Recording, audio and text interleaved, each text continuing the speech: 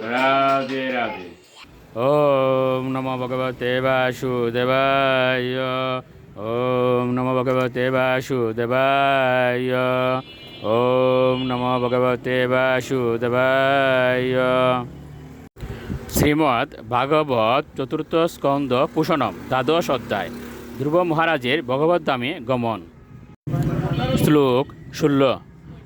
আত্মস্ত্রী অপৈত্য সুহৃদো বলমরিদ্য কোশম অন্তঃপুরম পরিবিহার ভুবশ্চরমা ভূমণ্ডলম জলদি মেকল মাকল ইয় কাল উপশিষ্টমিতি সপ্রয় বিশালাম।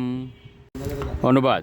এভাবে ধ্রুব মহারাজ অবশেষে সমগ্র পৃথিবী জুড়ে ব্যাপ্ত এবং মহাসাগর পরিবৃত ভূমণ্ডল জুড়ে বিস্তৃত তার রাজ্য ত্যাগ করেছিলেন। তিনি তার দেহ, পত্নী, সন্তান, বন্ধু বান্ধব, সৈন্য সামন্ত, সমৃদ্ধ রাজকোষ, তার অত্যন্ত আরামপ্রদ প্রাসাদ এবং রমণীয় বিহারস্থল মায়ারচিত বিবেচনা করে বানপ্রস্থ অবলম্বন করে হিমালয়ের বদরিকাশ্রমে গিয়েছিলেন। শ্লোক 17। তসাম বিশুদ্ধ করণ শিব বার্বিগাজ্য বদ্দাসনম জিত মরুত মনসারিতাক্ষ স্থূলে দদার ভগবৎ প্রতিরূপ এতদ ধ্যেয়ম স্তদ ব্যবহিতু বে শ্রীযৎসমাদৌ। অনুবাদ। স্ফটিকের মতো স্বচ্ছ পবিত্র জলে নিয়মিতভাবে স্নান করার ফলে ধ্রুব মহারাজের ইন্দ্রিয়গুলি সম্পূর্ণরূপে পবিত্র হয়েছিল। তিনি যোগাসনে উপবিষ্ট হয়ে প্রাণায়ামের দ্বারা তার শ্বাসক্রিয়া এবং প্রাণবায়ু সংযত করেছিলেন। এইভাবে তিনি তার ইন্দ্রিয়গুলিকে সম্পূর্ণরূপে প্রত্যাহার করেছিলেন। তারপর তিনি তার মনকে ভগবানের প্রতিরূপ অর্চাবিগ্রহে ধ্যানস্থ করেছিলেন। এইভাবে ভগবানের ধ্যান করতে করতে তিনি পূর্ণ সমাধিতে প্রবেশ করেছিলেন। শ্লোক 18।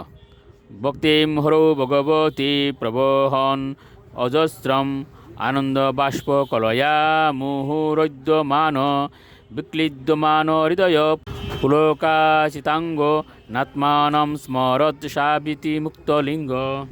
অনুবাদ। চিন্ময় আনন্দে অভিভূত হওয়ার ফলে তার নয়ন যুগল থেকে অবিরল দ্বারায় অশ্রু প্রবাহিত হতে লাগল এবং অঙ্গ পুলকে ব্যপ্ত হয়ে উঠল।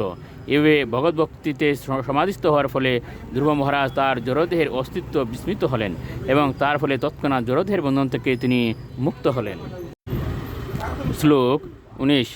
সদর্শ বিমানাগ্রম নবসু অবতরদ্রুব বিভ্রাজয়দ্দশদিষু রাকাপতি বিবুদিতম।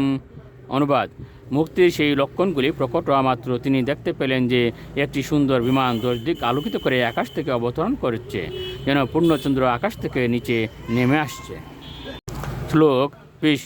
তত্রানুদেব প্রবরৌ চতুর্ভুজৌ শ্যামৌ কিশোরা বরুণাম্বুজেক্ষণৌ স্থিতাবষ্টৈব গদাম সুভাষসৌ কিরীট আরাঙ্গদ চারুকুণ্ডলৌ। অনুবাদ। ধ্রুব মহারাজ সেই বিমানে 2 জন অতি সুন্দর বিষ্ণু পার্শ্বদের দেখতে পেলেন। তারা চতুর্ভুজ এবং তাদের অঙ্গকান্তি শ্যামবর্ণ। তারা কিশোর বয়স্ক এবং তাদের নয়ন কমলের মতো অরুণবর্ণ। তাদের গাতে গদা ছিল এবং তাদের পরিধানে ছিল অত্যন্ত সুন্দর বসন এবং মাথায় ছিল মুকুট। তারা হার, অঙ্গদ, কুণ্ডল ইত্যাদি অলঙ্কারের দ্বারা ভূষিত ছিলেন। রাধে রাধে।